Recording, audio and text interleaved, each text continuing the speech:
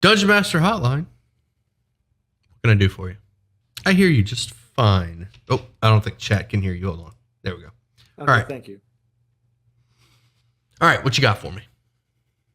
Okay, so I've been running a homebrew campaign for a hot minute, Okay. and I've been having trouble finding people that sort of understand how theater of the mind works. So my problem is that Roll20 hates me, so can't use that.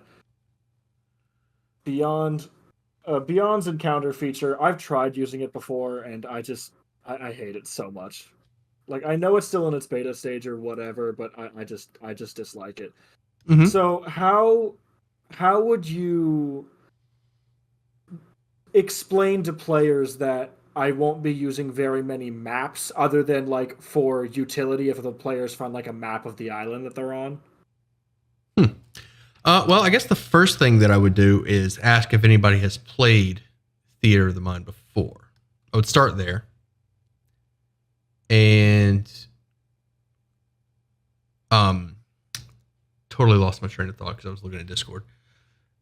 So first to ask, and anybody who hasn't, I would probably, depending on how much time you have, this is kind of a session zero conversation. So I think that would be, that kind of gives you some time. I would definitely send them to a game that is exclusively Theater of the Mind. Probably the best one that if you've ever watched a D&D stream. Oh, help me out here, chat. Realmsmith, I believe, is exclusively Theater of the Mind. Early campaign 1 Critical Role Theater of the Mind. So I would probably send them to a campaign and be like, this is what you can expect. As a matter of fact, I would even go so far as to say find one that closely resembles your playstyle. That way you kind of get a better idea, or your DMing style, and then send them to that, and then like kind of give them an idea. That's why I asked like how much time you're willing to invest into it. Go ahead. Generally, my sessions last anywhere between 2 to 3 hours because I need to fit them in between work and college. So, okay. I meant how much time you're willing to invest in getting them familiar with Theater of the Mind. Like, do you want to give them like a 5-minute tutorial? With that I can do a lot more. Okay. But yeah, like obviously not in one sitting, but like as a general collective. Okay. Yeah, if you're concerned with, so yeah, one option would be show them a game where Theater of the Mind takes place. If you have recordings of your own game, like if you've streamed your own games, you could send them to your own games, and they could get a really good idea of your playstyle. I strongly recommend this to all DMs. I've said this like a million times. You should be recording all of your games. It's just so much easier to have reference. You don't have to take notes. You can just reference your game, but you can also show for session 0.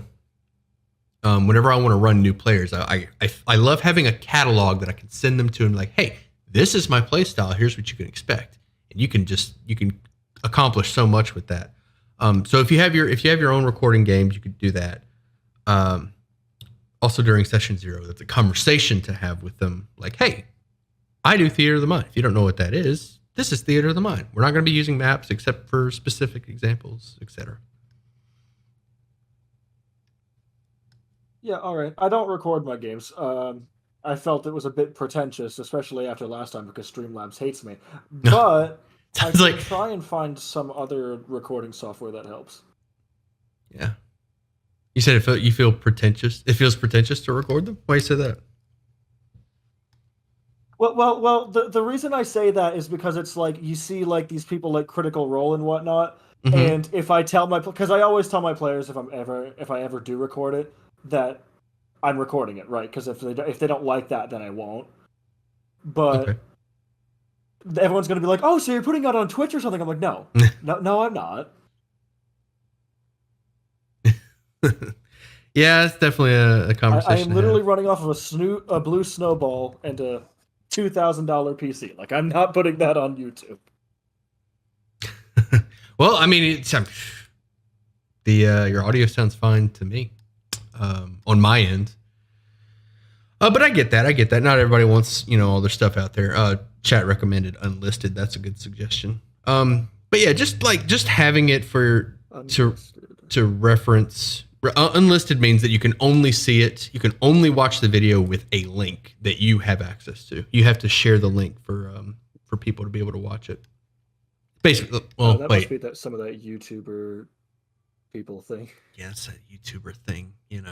Those people. Ugh, gross.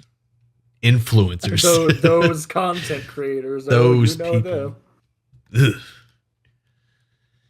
Anything else? Do you have any further? Do you want me to elaborate on anything? Was that? No, but I do have one question, and this is more like for D&D lore than like than mechanics for like DMing. So are you aware of the concept of guardian angels, right? Sure. Would it be possible for a guardian angel to become so attached to their charge that they would fall from grace in order to protect them? Heck yeah. There's example. Oof. I'm going to say this, and I don't have one on hand. I know there's an example of this. Oh gosh. There's examples. I mean, I feel like Zariel's kind of an example of this. It wasn't a specific so we were talking about Guardian Angel. Was a warmonger, wasn't she? Right, but she was like so devoted to her task that like this. I know it's not exactly what you were looking for, but it's an example. It's an example of an angel that is so devoted to their task that they kind of forsake the angels themselves in an attempt to accomplish their task. Oh man, I know there's one. Oh, anyway, yes, absolutely, 100%. Most fallen angels end up that way. Oh, that's neat. My players are gonna hate me. I mean that's most fallen angels end up that way because of not being able, because of the conflict involved. It's never like, oh, evil sound. It's not like Vader where it's like, oh, I get, well, I guess Vader is an example of like the Jedi orders failing me. Yeah, I mean, pretty much any fall from grace that fits perfectly. So yeah,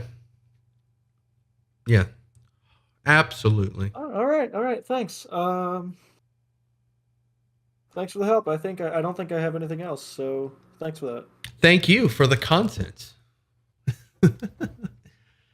You have a good one, bud.